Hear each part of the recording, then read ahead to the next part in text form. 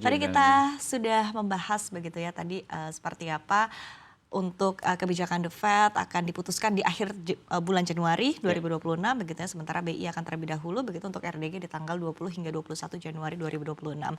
Menimbang berbagai sentimen yang cukup banyak sebetulnya di awal tahun 2026 ini ya, mulai dari tensi geopolitik, kemudian juga kasus ataupun juga tuduhan pidana yang saat ini juga dihadapi ya, oleh Powell, dan mungkin juga akan berpengaruh begitu ya data-data dari Amerika Serikat begitu akan kebijakan The Fed ke depannya, dan ini juga mungkin akan berpengaruh juga kepada posisi nilai tukar rupiah dan lain sebagainya ya. begitu ya, sehingga akhirnya ujung-ujungnya adalah sikap BI ini akan seperti apa di awal tahun 2026 lah. Bagaimana Oke. Pak Doni? Kita di Bahana memperkirakan BI akan stay di 4,75 di meeting nanti.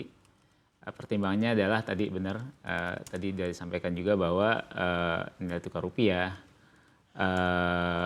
inflasi ke depan juga mungkin akan lebih tinggi dibanding yang mungkin 1-2 tahun terakhir ini.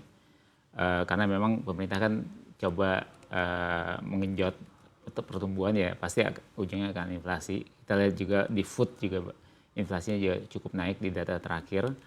Jadi BI sendiri juga ngelihat mereka kan selama tahun 2025 udah cut interest rate 125 basis points.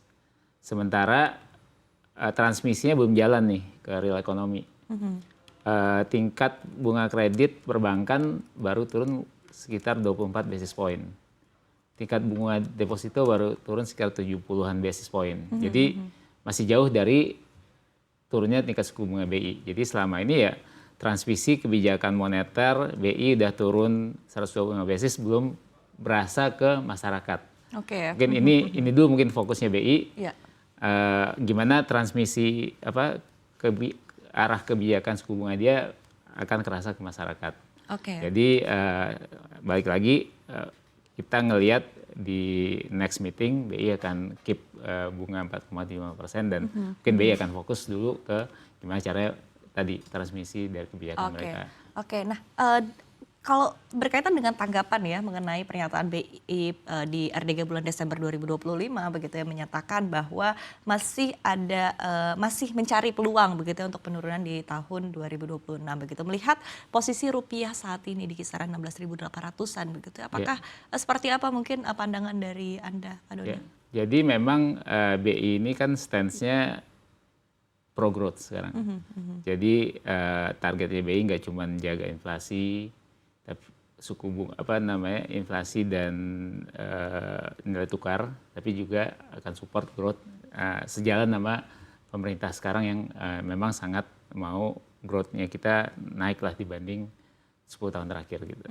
Tapi BI kan juga harus ngelihat ya ada juga target lain, itu satu-satunya nilai tukar. Nah, nilai tukar rupiah kita ini saya rasa sekarang ini kita ada di bottom 4 performance-nya currency. Jadi kita paling lemah lah dibanding dunia. Kita melemah, saya lupa berapa persen ya. Year to date tahun 2025 kita juga satu yang melemah cukup banyak. Jadi BI pasti ngelihat hal itu juga. Mereka benar pro growth, kan tetap mereka kan nggak boleh juga cut, tapi impact-nya ke inflasi nanti juga inflasinya terlalu tinggi ya pasti growth-nya juga akan bermasalah gitu. Jadi menurut kita ya itu tadi lebih prudent buat BI buat nahan dulu, ngelihat seperti apa Fed. Kalau Fed ternyata lebih agresif, mungkin BI ada room tuh buat ikut turunin. Oke. Dengan berbagai dinamika dan juga sentimen ya, kemudian juga mungkin kita lihat ada beberapa performance yang cukup menarik juga begitu di equity market di tengah berbagai sentimen geopolitik dan lain sebagainya begitu. Tapi kita lihat masih performnya luar biasa begitu untuk indeks harga saham gabungan kita. Nah, seperti apa mungkin dari Anda sendiri Pak Doni ya melihat artinya tren investasi di sepanjang tahun 2026 ini akan seperti apa begitu? Preferensi market itu akan bagaimana di tahun ini? Jadi benar market kita sangat kuat. Mungkin kita bahas bonds dulu, SBN. Kita lihat akhir tahun ditutup yield kita 6%. Turun cukup jauh dibanding awal tahun 2025 yang sekitar 7%. Pada saat ada berita keluar inflasi kita 2,92%, current account kita juga angkanya sama persis 2,92% juga, bonds kita nggak koreksi. Itu nunjukin benar investornya cukup confidence dengan bonds kita, yaitu terutama didominasi sama domestic investors. Jadi bank, insurance pada beli bonds kita.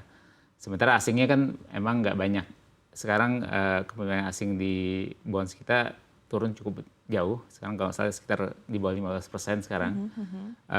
Itu sehingga impact dari misalnya ada geopolitik segala macam nggak terlalu banyak ke bonds kita. Lebih didominasi oleh sentimen dari investor domestik. Which is ya investor domestik ngelihat mereka juga liquidity-nya masih banyak, perbankan juga liquidity-nya berlimpah karena ada juga tadi suntikan dari pemerintah, menyebabkan ya bonds kita sangat resilient. Nah sementara cukup percaya diri ya artinya. Ya benar. Equity juga sama. Equity mirip juga. Sekarang yang dominasi trading di bursa kita retail. Asingnya udah banyak yang keluar. Nah, saham-saham yang disukai retail ini kan komoditi. Growth. Yang growth stock lah. Berbasis growth. Kemarin ada masalah geopolitik Amerika invasi Venezuela. Itu impact-nya komoditinya naik. Gitu. Balik lagi. Jadinya saham-saham komoditinya naik lagi. Sementara saham-saham yang biasanya terimpact dengan global factor segala macam, big caps, itu udah nggak banyak dimiliki oleh asing. Nggak banyak juga retail ini invest di saham seperti ini, sehingga kelihatannya nggak bergerak. Valuasinya juga sebenarnya juga sudah sangat menarik, sehingga saham-saham big capnya flat, saham-saham yang disukai sama retailnya naik, sehingga ya kita lihat IHSG kita keep on performing well. Gitu.